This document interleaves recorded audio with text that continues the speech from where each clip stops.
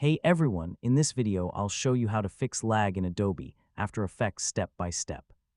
So if your previews are freezing, the timeline feels slow, or rendering takes forever, yeah, these settings can seriously improve performance. First, close unnecessary apps running in the background. Programs like browsers, games, or recording software can use a lot of RAM and slow After Effects down.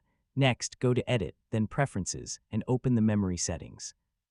Here, give After Effects more RAM so it has more resources for previews and rendering. One of the easiest fixes is lowering the preview resolution. Change it from full to half or quarter. So your final export quality stays the same, but previews become way smoother. Another important fix is updating your graphics drivers.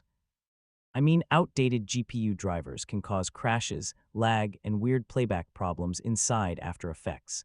If your version supports it, enable multi-frame rendering in the preferences.